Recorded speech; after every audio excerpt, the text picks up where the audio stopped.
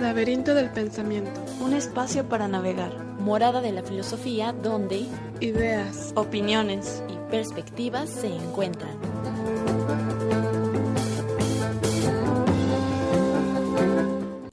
Bienvenidos al Laberinto del Pensamiento, un espacio para navegar. El día de hoy me encuentro yo, Cintia Santana. Esta ocasión Jazz no nos va a poder acompañar. Y bueno, agradecemos a Jacobo Monraz por apoyarnos en los controles, a Mate Editorial y a La Rueda Cartonera por hacer posible este programa. Nuestro invitado del día de hoy es el maestro del Departamento de Filosofía, Pablo César Pardo Durán. Y bueno, el tema del día de hoy es la filosofía mexicana. Y esta cuestión de si existe o no existe, luego hay como mucho revuelo en este tema, ¿no? Pues muchas gracias, maestro, por acompañarnos el día de hoy. No, Cintia, al contrario. Una vez más, ya es la segunda vez que nos acompaña aquí en el Laberinto del Pensamiento, que déjenme decirles que acabamos de cumplir un año, es nuestro aniversario, así que un aplauso, un aplauso en solitario. Y bueno, me gustaría comenzar en esta ocasión por el reto semanal, que es esta dinámica que hacemos en Facebook, preguntando definiciones de conceptos, de acuerdo a la temática que se vaya a abordar el día de la transmisión. Y bueno, en esta ocasión es el reto semanal número 38 y pusimos como reto: describe la situación actual de la filosofía en México en 3 palabras. Y bueno, obtuvimos algunas respuestas. Por ejemplo, bueno, en Facebook está como por las damas caballero. Él nos dice que el que no tranza no avanza. Que no sé si se puede entender tal cual como filosofía, ¿no? Que sí es una frase muy predominante en la cultura mexicana. Sí, así es. Sí. ¿Cómo entenderíamos entonces el concepto de filosofía para abordar lo mexicano, pues, ¿no? Mira, en torno a la pregunta, por ejemplo, de si hay o no hay filosofía mexicana, hay varias tendencias o perspectivas, ¿no? Dependiendo. Hay algunos que han extendido la crítica que se ha hecho a la filosofía latinoamericana. En 1960-50 se dio un debate entre Leopoldo Sea y Augusto Salazar Bondy respecto precisamente, en general preguntaban si hay una filosofía latinoamericana, pero se extendió a la filosofía, por ejemplo, en el caso de México. Salazar Bondy decía que en realidad no teníamos una filosofía en Latinoamérica porque lo que habíamos hecho era repetir las ideas europeas. El criterio ahí era que una filosofía latinoamericana debería tocar temas diferentes a los que había tocado la filosofía europea, sí. Algo que fuera propio, algo que fuera nuestro. Y Leopoldo Sea va a decir que la filosofía es, digámoslo así, como sin más, dice él, ¿no? Es decir, es filosofía en Latinoamérica, en África, en Asia y en Europa. Universal. No hay como, universal, exactamente, ¿no?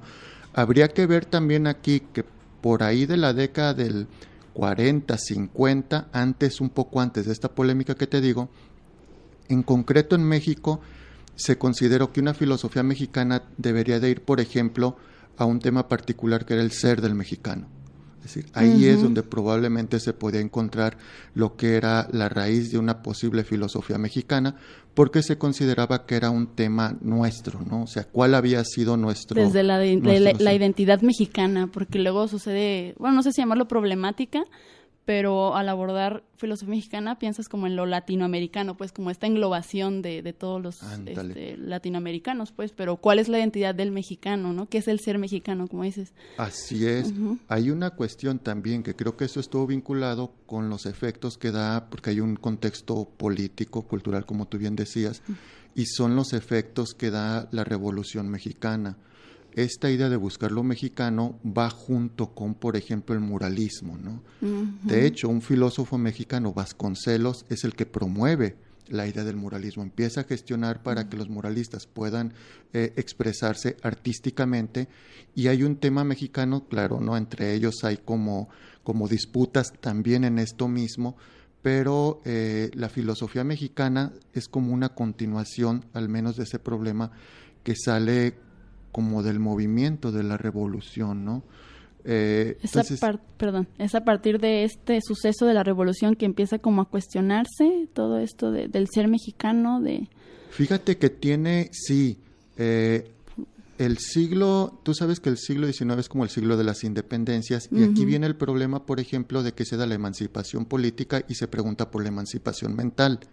Sí nos emancipamos políticamente, pero para algunos nosotros seguíamos pensando como colonizados, ¿no? Entonces, sí. A partir de eso en México se empieza a recoger como este tipo de preocupaciones y a encontrar como primero lo latinoamericano y luego particularmente lo mexicano. Que es lo mexicano, pero en función de que esto viene desde la época colonial del siglo XVIII, cuando ya se empieza a cuestionar por los jesuitas, por ejemplo, los filósofos jesuitas del siglo XVIII, si nosotros, nuestro ser, porque se entiende que no somos, bueno, algunos no, o sea, entendiéndolo, que no se es prehispánico, pero tampoco se es europeo, y hay una fusión, ¿no? Hay como una mezcla, y ahí es donde se trata de encontrar el ser, y a partir de ahí se pueden buscar las raíces de una línea de la filosofía mexicana, ¿no? Se da más quizás en la época de la Revolución, porque también el siglo XIX en México es el siglo, sobre todo la segunda parte del siglo XIX, del porfiriato. Y entonces ahí también se importa o se aplica una filosofía europea como es el positivismo, y frente a eso se reacciona en el campo político y cultural con la revolución, y filosóficamente se empieza a cuestionar una filosofía también que vea más como a lo mexicano, ¿no? La pregunta depende mucho del enfoque, ¿no? Yo pienso que sí la hay. Hay una filosofía mexicana. Y aquí la cuestión, por ejemplo, para algunos es como hasta desde dónde, ¿no? Desde lo prehispánico. Algunos consideran que a partir de la independencia. Hay una discusión también ahí dependiendo de si consideramos, en filosofía tú sabes que nosotros vemos como el ser, ¿no? Entonces, si partiendo de ahí, ¿no? ¿Qué es el ser? Entonces, si el ser, por ejemplo, de lo que es el mexicano, se da desde lo prehispánico, pasa a lo colonial, y aún y cuando se da el movimiento de independencia política, hay como esta continuidad del ser que viene desde antes, ¿no? Entonces aquí la discusión a veces se centra si la filosofía mexicana empieza desde lo prehispánico y continúa hasta nuestros días, ¿no? Para algunos que sí tendría que ser a partir de la independencia, cuando ya política y jurídicamente existe México, ¿no? Como república, como país, etcétera. Entonces, hay una cuestión ahí como de enfoques metodológicos, ¿no? De investigación y de apreciación, si tú lo quieres ver así, ¿no? Y otro, pues, en el sentido de buscar como las raíces, ¿no? Entonces, está dividido. Yo pienso que sí hay, ¿no? Sí. Por ejemplo, estos autores, no sé, Samuel Ramos, ¿no? Que lo aborda como la identidad del mexicano en su obra El perfil del hombre y la cultura en México, se llama. Que dice que tenemos como este sentimiento de inferioridad, ¿no? Porque como dices, o sea, desde lo prehispánico, ¿no? Como que hemos sido pisoteados, como que llegaron los europeos y nos dijeron háganse para allá y ponemos nuestras reglas. Entonces, el mexicano, yo creo que hasta la actualidad quedan un poco de residuos de este pensamiento, como de, ay, pobrecitos de nosotros, ¿no? Como que nos victimizamos mucho, pues. Sí, es algo que empezó incluso desde la misma colonia, porque hay filósofos en el siglo XVII y no se diga en el XVIII que entienden que te está saliendo como del mundo cuando vienes a América, ¿no? Porque no hay nada materialmente, la cultura y todo está, como tú dices, en Europa, ¿no? Y a partir de ahí se da una mezcla entre filosofía y lo que tú estás mencionando, ¿no? Como este reconocimiento de que en América también hay ideas, también surgen ideas, también hay gente que piensa, hay filosofía, ¿no? Entonces hay filósofos en el siglo XVII y siglo XVIII que están reclamando lo que tú mencionas, ¿no? Es decir, nosotros también podemos tener una filosofía, hay filosofía en esta parte del mundo, y empieza a darse algo muy curioso que se da a nivel de Latinoamérica, pero que México está incluido, ¿no? de esta superioridad de lo europeo también. Es decir, si no se hace como la filosofía europea, pareciera que no es filosofía. Sí, Ándale. como si en esencia la filosofía fuera meramente europea, ¿no? Sí, uno de los temas, por ejemplo, que se discuten en filosofía recién llegado el español, por ejemplo, la calidad racional o la capacidad racional del prehispánico, ¿no? Pero por lo que tú estás mencionando. Es decir, acá se ven formas de cultura diferentes y eso se entiende como inferioridad, no como diferencia, ¿no? Y se cuestiona si tienen el superior y el racionalidad. inferior. Exactamente, ¿no? Y a partir de ahí hay gente que empieza a reflexionar y a defender lo americano, que es otro de los temas de la filosofía, ¿no? Y que de ahí lo mexicano, si tú lo quieres ver así, ¿no? Es decir, que nosotros también, o que en esta parte del mundo, y que en México, por ejemplo, se puede hacer una filosofía al nivel de la filosofía que se hace en otros lados del mundo, ¿no? En concreto de Europa, ¿no? Casi siempre el referente ha sido México y lo europeo o lo norteamericano, ¿no? Sí. Y a partir o de ahí, latinoamericano, pues. lo que pasa es que sabes que también lo latinoamericano entra como en el conjunto, ¿no? Y se ha tomado como en bloque decir todo Latinoamérica y como que si sí o si no tienen filosofía. Sí. Y en el caso de México, ya de cuando uno lo ve pues aquí, si nosotros lo vemos como en función de lo norteamericano y lo europeo.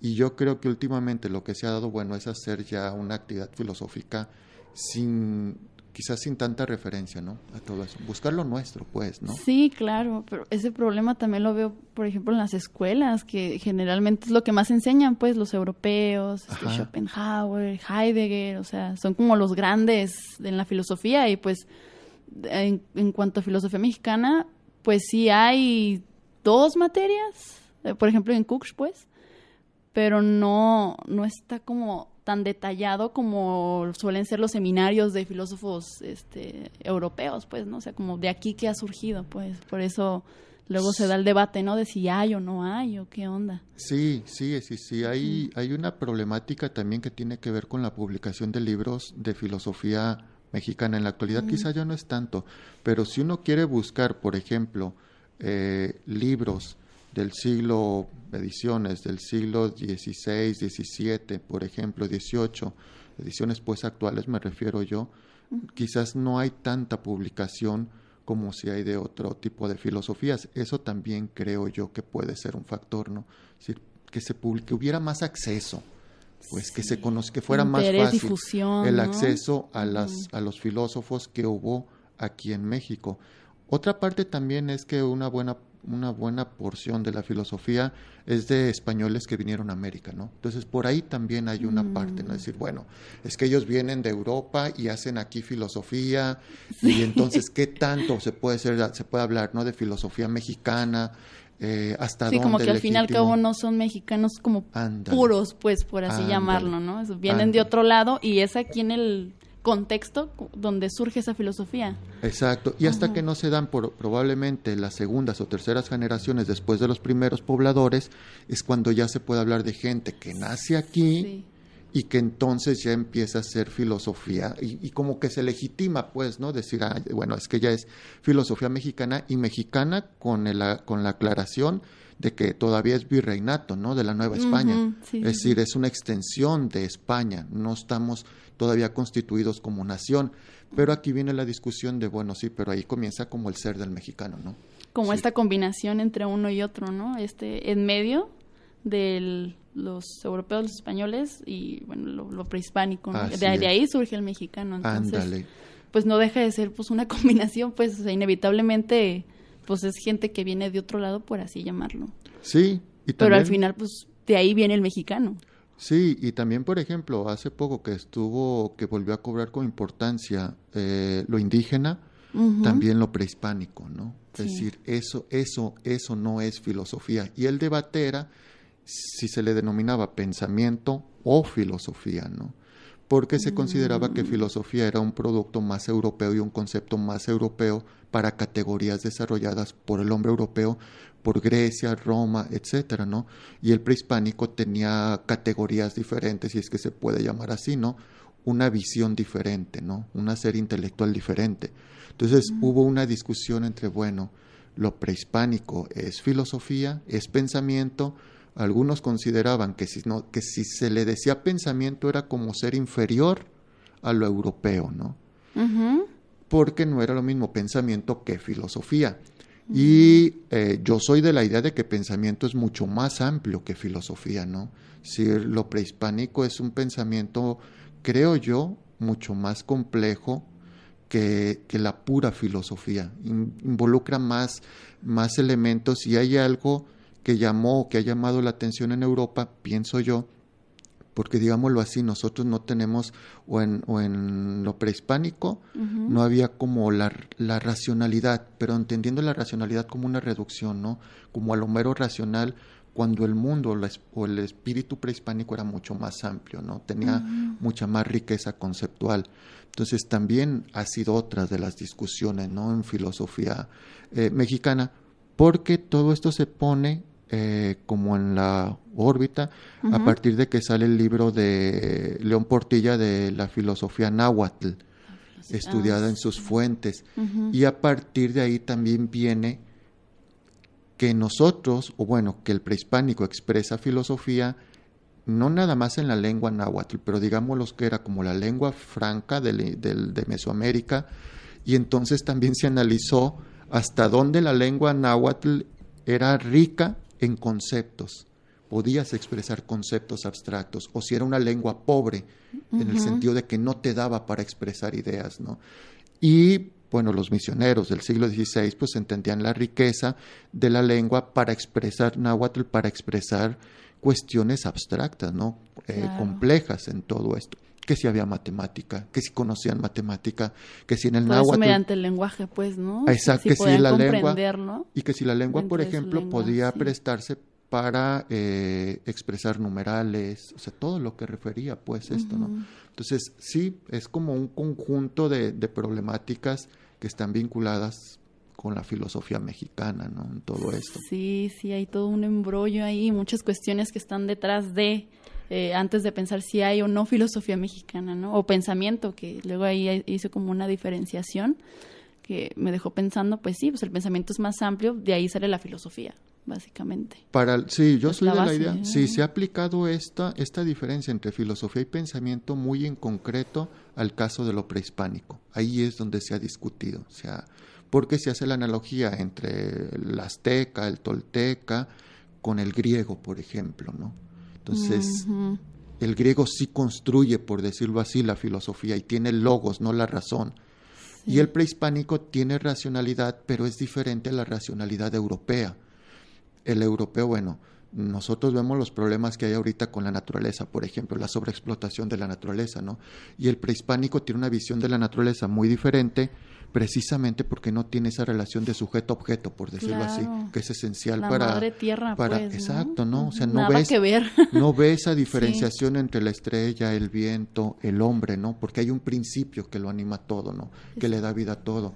Y en la filosofía, pues tú sabes que empezamos en filosofía y vemos el agua, vemos el fuego, el aire, pero digámoslo ya en un sentido más como desacralizado, más material, ¿no? Sí. Y el prehispánico ve un trasfondo. Como un recurso que me puede servir en algún momento para X o Y cosa, ¿no? Sí, el dominio de la naturaleza. Y el prehispánico Exactamente. no domina la naturaleza propiamente, ¿no? En ese sentido. Es parte de, ¿no? Es parte, exactamente, ¿no? O sea... No, es que desde ahí cambian mucho los conceptos. Y es que cómo se quiere definir la filosofía mexicana a partir de esa comparación de otras culturas, pues a partir de lo europeo, a partir de lo griego, pues, y la misma lengua entiende como otras concepciones, pues, por los mismos objetos, bueno, objetos o situaciones, etcétera. Sí, en la actualidad está ya ahorita más abierto, ¿no? Así ya parece ser que ese tipo de temáticas se han dejado como un poco de lado, ¿no? Y ahora hay como una mayor apertura a lo europeo, a lo de todos lados, pues, por decirlo así, ¿no? Influye, yo creo, también el contexto histórico, ¿no? En qué momento se dan los debates en torno a si hay o no hay filosofía mexicana, ¿no? Entonces, por ahí del 60 más o menos, que se da lo que en México se conoce como el Grupo Hiperión, Está Luis Villoro, por ejemplo, que es de los que han representado o de los que se conoce más de ese grupo. Como pues filósofo mexicano, a él se le conoce así. ¿No? Pero ellos ya hacen fenomenología, existencialismo, o sea, no tienen como esta visión que había antes, ¿no? También las etapas que va pasando México. Es pues ya más contemporáneo. ¿No? Exacto, ¿no? Entonces ahora ya no hay tanto como esa visión. ¿Quién sabe, no? Sí. Cuando ya uno analiza, por ejemplo, que quieren implantar un sistema social o educativo y que ha dado resultados en Europa o en los países escandinavos y que se compara, bueno, probablemente ahí sigue habiendo el problema de lo mexicano porque dices, es que esto está diseñado o hecho para hombres europeos. Exactamente. Y hay que ver si aquí va a funcionar, encontrar nuestras propias respuestas, ¿no? Con nuestros propios elementos, no por cerrarnos, ¿no? Pero sí porque hay una diferencia ontológica. Hay que adecuarlo, ¿no? A la cultura, a las tradiciones, al pensamiento, pues, en general mexicano. No va a ser lo mismo que en otros lugares, pues. Y luego sí se busca mucho eso, como el limitar, ¿no? Sí. Limitar sistemas que han funcionado allá, pues sí, allá pueden funcionar, pero aquí, pues, yo creo ¿quién que te lo asegura? Sabes que ya viendo la globalización desde el punto de vista filosófico, yo creo que es uno de los temas a resolver, ¿no? O sea, está lo universal, está lo global, y cómo uno puede preservar tu esencia, ¿no? Local, por decirlo así. Y que Alfonso Reyes, uno de los que va a generar, va a apoyar mucho el Ateneo de la Juventud, donde sale Caso Vasconcelos, él decía, bueno, es que tenemos que como reafirmar nuestro ser nacional, identidad, nuestra localidad, nacional, para que podamos ser productivos, ¿no? Para que podamos ser provechosos a lo internacional. Claro. De alguna manera, pues hay que aportar algo también, ¿no? En ese sentido. Pero si uno está perdido con su ser, con lo que es, como nación, como país, pues es difícil, ¿no? Que uno pueda aportar algo a la comunidad en términos de ideas, ¿no? Quizás. Que México ha hecho aportes muy ricos, pues, pero en el caso de la filosofía también puede ir por ahí, ¿no? El asunto. Claro. Bueno, vamos a la primera pausa musical. Y, no mencioné el regalo del día de hoy. Para los que nos están viendo aquí en la transmisión en vivo desde Facebook, estamos como Laberinto del Pensamiento. Estamos regalando Filosofía Mexicana de Antonio Ibargüengoitia. Para quien le interese, puede poner en la transmisión en vivo su nombre completo y decir que están interesados en la rifa, y al final del programa diremos quién fue el ganador. Y bueno, escúchanos a través de radiocartón.com. Estamos en Twitter como Lab-Pensamiento, en Instagram, Facebook y YouTube como Laberinto del Pensamiento. Enseguida regresamos. Ya estamos de regreso aquí en Laberinto del Pensamiento. Acabamos de escuchar a Interpol con Tidal Wave. Y bueno, estamos con nuestro invitado, el maestro Paulo Pardo, hablando sobre la filosofía mexicana, ¿no? Analizando esta problemática de debate, que si existe, que si no existe, que si se entiende desde la dominación y que el superior y el inferior, pero fuera del aire le platicaba al maestro que, pues, ¿cómo entenderíamos la filosofía mexicana? O sea, ¿cuál sería como su enfoque? Pero él me dice, pues, es que depende de lo que tú entiendas como filosofía, ¿no? O sea, ¿cuál es tu concepción de filosofía para poder definir ahora sí si hay o no una filosofía mexicana tal cual? Sí, mira, yo creo que también hay temas que han sido propios. Es decir, cuando se habla de la filosofía mexicana a lo largo de la historia, pues nosotros hemos tenido que enfrentar quizás temas o problemáticas que quizás en otros países o en otros continentes no hubo, ¿no? Uh-huh. Lo primero fue, por ejemplo, lo prehispánico, y ahí hubo todo un debate, ¿no? Cuando se reflexiona hacia atrás y entonces uno dice, ¿cómo construir, por ejemplo, una historia de la filosofía mexicana? Es decir, ¿cómo vamos a continuar una línea de pensamiento que sea la filosófica? Y el primer debate era, bueno, parte de lo prehispánico es el punto de partida, o el punto de partida es la llegada de los misioneros españoles en el siglo XVI. Entonces, los enfoques, yo soy de la idea de que si hubiéramos a hablar de filosofía mexicana, tendría que ser desde lo prehispánico, ¿no? Uh-huh. El siglo XVI, por ejemplo, si uno se va con una secuencia cronológica, uh-huh, el siglo XVI da el problema filosófico, de antropología filosófica y de filosofía del derecho. Por ejemplo, en antropología filosófica se discute si el prehispánico tiene un alma racional o no, si es un ser racional o si no es un ser racional. Porque luego se les considera como bestias, ¿no? Ajá, se les consideraba como salvajes o como silvestres, porque el hombre, había comunidades que vivían en los bosques, no vivían en ciudades, ¿no? Que es de donde viene también salvaje, silvestre. Y en efecto, la discusión, por ejemplo, fue esa, pero hay también ahí el contexto de la conquista, porque si se consideraba que no era racional, se justificaba la presencia del español para civilizar. Y si sí era racional, entonces no necesitaba del español para ser civilizado. Como consecuencia, no era necesaria la conquista. Entonces se empezó a discutir eso, ¿no? Y un segundo tema que hubo en el siglo XVI, por ejemplo, es de lo que nosotros llamamos filosofía del derecho, la legalidad o ilegalidad de la conquista. Porque lo que ocurre es que España se le cede todo este territorio y lo cede el Papa a España. Y lo que se discute es si el Papa tiene el poder, la potestad para ceder una tierra que ya está habitada y donde ya hay gente con instituciones, ¿no? Entonces, son los, digamos así, son como los temas que se dan.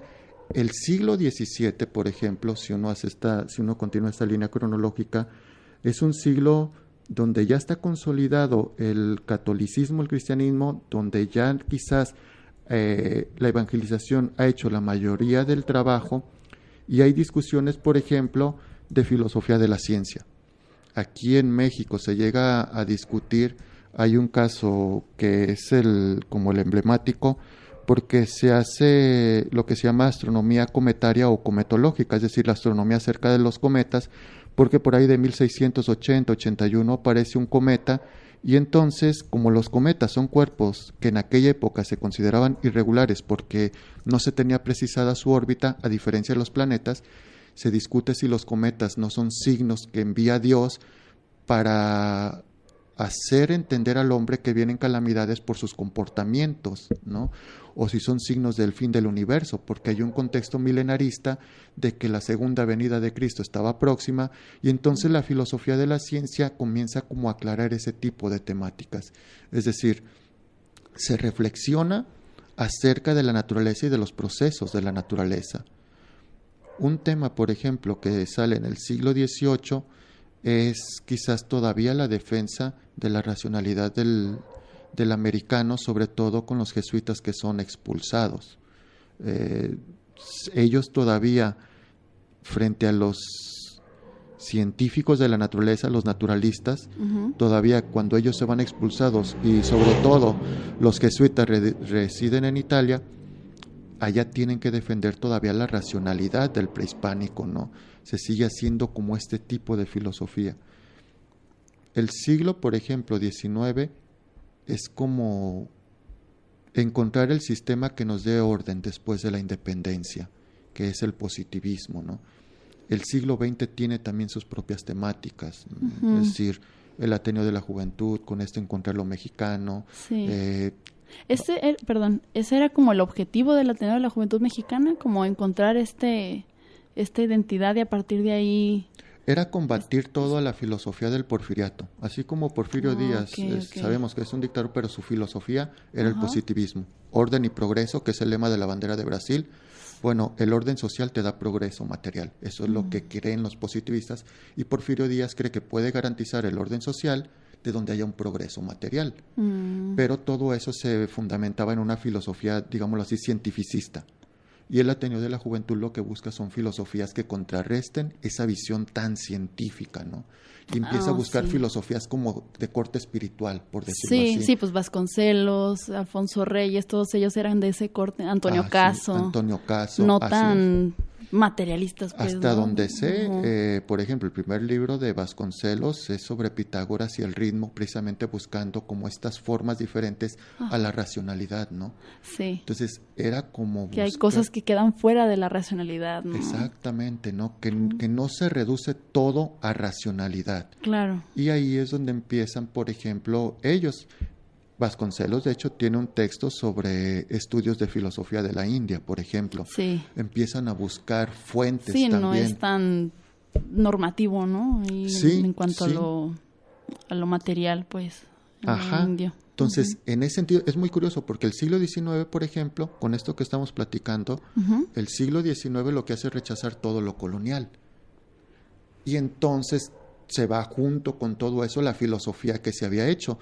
Pero, por ejemplo, de las discusiones de Bartolomé de las Casas surgen los derechos Bartolomé humanos. de las Casas. Es decir, cuando se discute la esencia del prehispánico, se llega a la esencia del ser humano y se llega a que el ser humano tiene cualidades esenciales y que deben de ser jurídicamente, digámoslo así, protegidas. Y de ahí surge la discusión sobre que todos los hombres tenemos derechos que son universales, ¿no? Sí. Los derechos universales del hombre. Él fue quien argumentó por ellos, ¿no? De ahí es de donde sale. No son bestias, pues no son silvestres, pues sí tienen raciocinio y no es necesario como... El derecho internacional surge de la discusión si España tiene o no la legalidad para hacer, para conquistar, ¿no? Fray Francisco de Vitoria, que son los que trabajan en España y tiene mucha influencia, no viene aquí pero discute. Nosotros ya estamos acostumbrados al término comunidad de naciones, pero comunidad se aplicaba nada más a los individuos y él ya habla de que en el siglo XVI, por ejemplo, en aquella época, ya nosotros nos debemos ver como una comunidad de naciones en la cual se empieza a perfilar o se podría de ahí empezar a perfilar un derecho internacional, que es, por ejemplo, nosotros vemos la ONU. Entonces, ha habido temas filosóficos aquí que han repercutido y que nos ayudan a entender, cuando menos esos dos temas fundamentales, los derechos humanos y el derecho internacional, ¿no? Un derecho que va por encima de los derechos particulares de cada nación, ¿no? Y que son temas que salieron, por ejemplo, de la época colonial. Pero en el siglo XIX, cuando se da la independencia de España, junto con eso entra la filosofía que se hizo y hay una visión muy crítica a todo esto, ¿no? Entonces de ahí también hubo pues pérdida de libros, de escritos, porque casi todo estaba hecho por gente de la iglesia, ¿no? Y pues se llegó a perder, ¿no? Por esta visión que había en algunos sectores, yo no quiero decir que en todos, ¿no? Pero en algunos sectores hacia lo colonial, ¿no? Entonces, ha tenido sus propias temáticas. Si uno lo ve a lo largo de la historia, y nosotros en la actualidad, pues seguimos teniendo temas que para nosotros son esenciales, ¿no? Sí, totalmente. No necesariamente a lo mejor son temas universales, pero sí son temas que a nosotros como mexicanos nos llegan a interesar, nos ¿no? importa, claro. Y son temas de la filosofía, ¿no? Sigue siendo temas de la filosofía mexicana, ¿no? En este caso. Sí, como esos temas en común que nos interesan a los mexicanos, pues de ahí podemos hablar de un pensamiento colectivo, pues, ¿no? De donde puede surgir esta filosofía. O sea, no porque en Europa no importe, aquí no va a importar. O sea, hay prioridades en cada lugar, ¿no? Pues es que mira, tú comentabas, por ejemplo, lo que nos enseñaban. Estaría bien que junto con Homero y Virgilio y todos ellos, pues enseñaran a Netzahualcóyotl, ¿no? Por ejemplo, los poemas de Netzahualcóyotl. Así como vemos a lo mejor etimologías griegas, pues viéramos etimologías del náhuatl, ¿no? Que estuviera a la par, pues, en la educación todo esto, ¿no? Sería más coherente como verlo, pues, desde aquí, pues, ¿no? Pues, y aparte es nuestro ser, es lo que somos. Claro. O sea, es lo que somos, ¿no? Sabemos que en el castellano utilizamos muchas palabras náhuatl y no sabemos el potencial que hay en la cultura, por ejemplo, prehispánica, para hacer filosofía en la actualidad. Simplemente una filosofía de la naturaleza que tomara como punto de referencia la visión que tenía el prehispánico sobre la naturaleza, pues a lo mejor nos ayudaría a contrarrestar los problemas que tenemos ahora, ¿no? De sobreexplotación. Entonces, yo creo que también esa es otra de las cuestiones, ¿no? Que nuestras mismas raíces o nuestra misma cultura podemos tener como una fuente de pensamiento en potencia, ¿no? Quizás si no queremos decir que sí se ha explotado, que sí se ha sacado, bueno, está ahí, ¿no? Quizás a la espera, o gente que la está trabajando también. León Portilla la trabajó mucho, ¿no? Sí, es como estarle buscando, ¿no? O sea, sí hay, claro que hay, pero sí. no se les da la suficiente difusión como sucede con otros autores, ¿no? Sí, también encarar quizás los problemas que son específicos, porque a veces quizás pueda costar trabajo los problemas que son nuestros en relación con los problemas que son de la globalización. Globales. Exactamente, ¿no? ¿no? Y ahorita con la globalización ya cualquier problema que pase en cualquier lado nos afecta. Y pareciera que es problema nuestro, ¿no? Sí, También. claro. Entonces, yo pienso que también es cuestión de encontrar... El desapego de eso, como enfocarnos y encontrar en nuestros problemas, ¿no? Yo no digo que salirnos de la globalización o de todos estos procesos, pero sí preservar lo que son nuestros problemas o nuestros asuntos, y discernir, ¿no? A ver, esto es lo mexicano y, bueno, sí viene la globalización, pero saber cómo separar a quién le corresponde cada Pues es que cada luego cosa, ¿no? un país puede caer en confusión, ¿no? O sea, a final de cuentas, si no tienes bien claro lo que es tu ser, ¿para dónde vas a dar, no? ¿Cómo vas a encontrar respuestas en lo político, en lo económico, en lo social, no? O sea, ¿cómo haces? Y yo creo que uno de los riesgos es precisamente encontrarnos con un país confundido, un país perdido, ¿no? Un país que no sabe qué rumbo tomar o cómo Sí. actuar ante lo que está ocurriendo en el exterior. Pero pues si no buscas en tu propio ser, ¿cómo encuentras respuestas, no? ¿En lo individual te refieres? Pues en cuanto a que la filosofía, como tú decías, ¿no? Si hablamos de filosofía mexicana, en el ámbito de la filosofía, pues busquemos un tema o un concepto de la filosofía, tú sabes que es el ser, ¿no? Y nuestra identidad. Sí. Entonces, ¿cómo podemos encontrar una dirección, un punto de referencia? Pues buscando quizás en nosotros mismos, ¿no? Frente a los problemas que hay. Porque Claro. yo creo que una de las cuestiones es que México, como nación, ¿no? En cuanto a su ser y en cuanto a qué rumbos pueda tomar en el contexto internacional, si no tienes bien claro tu ser, pues estás perdido, ¿no? Estás confundido. Y puedes buscar soluciones en todos lados, en todos los países, ¿no? Y Sí. tratar de traer lo que ha dado resultado en otros países aquí. Pero si son de otros países, ¿qué tanta viabilidad como tú comentabas, no? Ujú. ¿Y por qué no buscar en nosotros mismos? ¿Por qué no optar también? Yo no digo que no voltear a los países que han tenido éxito. No, igual tener influencias o ideas, pues, ¿no? Para implementarlas de acuerdo a las situaciones internas. A lo que nosotros Ujú. somos, ¿no? Yo Claro. ahí creo que tenemos un ser, ¿no? Si uno va al extranjero, eres mexicano, ¿verdad? Pues sí, o sea, nuestro ser es algo que se manifiesta y lo vamos a expresar Sí. en todo lo que hagamos, ¿no? Entonces, yo pienso que uno de los aspectos que tiene la filosofía mexicana, yo creo que sigue teniendo vigencia el tema de la identidad y del ser del mexicano. Yo lo creo y creo que tendría que ser la base, ¿no? Si no queremos ser como un país perdido, confundido. Como sí. Octavio Paz en El laberinto de la soledad, ¿no? Ándale, sí, ¿no? Tal cual Sí. con el Pachuco, que está como entre allá En el limbo ontológico, en el si le limbo, quieres ajá, ver. no sabe si es mexicano, no Así sabe es. si pertenece allá a los United. Entonces sí, y más con la globalización, digo, no por echarle la culpa o así, pero sí causa como esta confusión, ¿no? Por las problemáticas que se pueden llegar a afectar, pues. Pues es que uno ves las culturas de otro lado, ves las soluciones Pros de y otro lado. contras. Ajá, ¿no? Exactamente, pros y contras, así como te pueden funcionar observar a otro país de cómo ha salido adelante o leyes o nuevas implementaciones en general, bueno, pues vamos calándolas acá, ¿no? Y poco a poco irlas adecuando a lo que necesita el mexicano, pues. Sí, yo creo que sería más productiva la globalización si nosotros tuviéramos así muy en claro los principios de nuestro ser, ¿no? Para lo que tú dices, o sea, si vamos a adaptar de otros lados, ¿cómo y qué vamos a adaptar, ¿no? Buscar la manera, yo insistiría, positiva de la globalización, ¿no? En este caso, Sí, me claro. parece a mí. Pros y contras, como mencionábamos. Bueno, vamos a la segunda pausa musical. Vamos a escuchar nuevamente a Interpol porque los amo. Y bueno, esta canción se llama Obstacle 2. Ya estamos de regreso aquí en Laberinto del Pensamiento, ya llegando al final del programa. Estamos hablando de la filosofía mexicana con Paulo Pardo.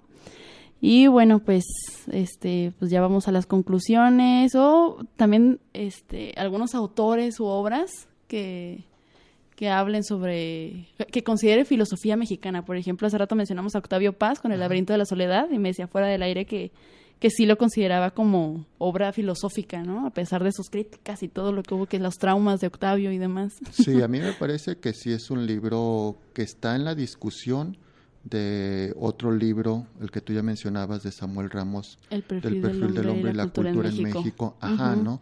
Sigue esta línea de discusión en torno a lo Muy psicoanalista, a lo mexicano. ¿no? Su Sí, un perspectiva. análisis, sí, más de la psicología, pero que también es un libro que en filosofía se lee mucho, ¿no? Sí. Octavio Paz, que a pesar de que él es considerado más como poeta y como literato, como más trabajando en el campo de la literatura, a mí me parece que tiene mucha parte de filosofía. Yo pienso, mira, Samuel Ramos también tiene un libro de historia de la filosofía en México, porque no son tantas las historias de la filosofía en México que hay, ¿no? Entonces, una opción también para tener como una visión general es ese texto de Samuel Ramos de Historia de la Filosofía en México.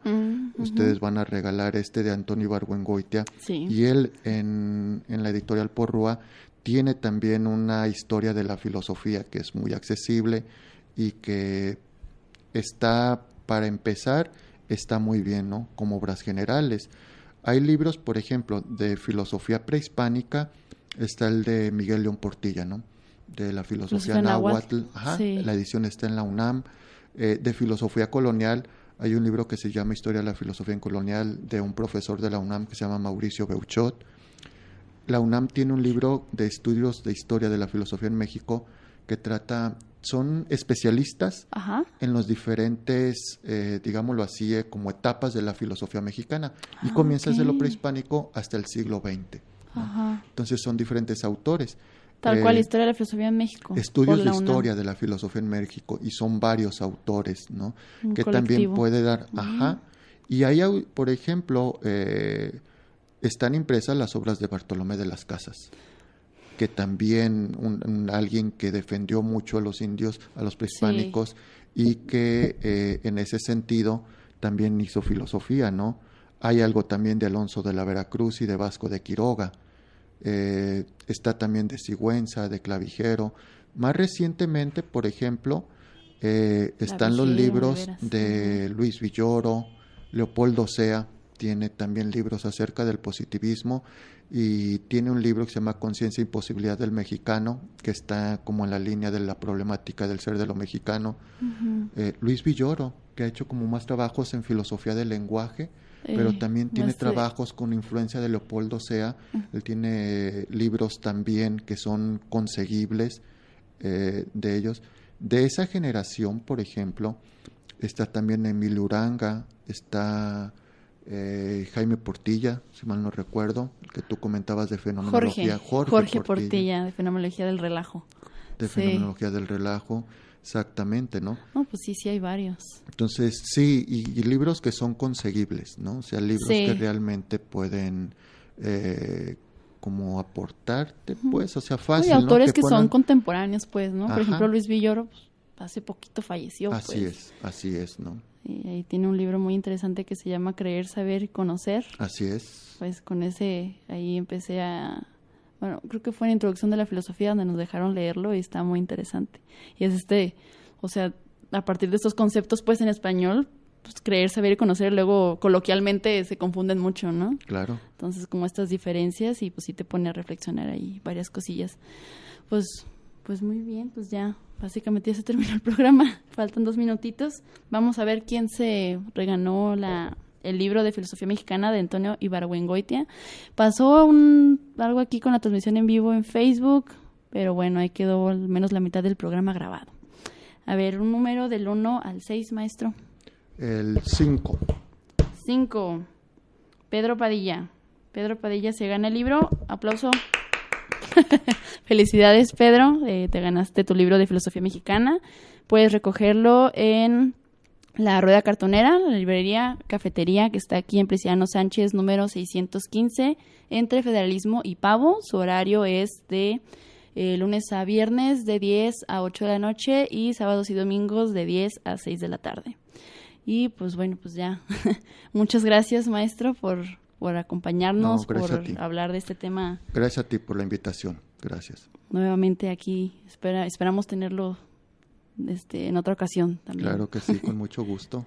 Pues muchas gracias también a Jacobo Monraz por acompañarnos aquí en los controles, a Mate Editorial y a La Rueda Cartonera por hacer posible este programa.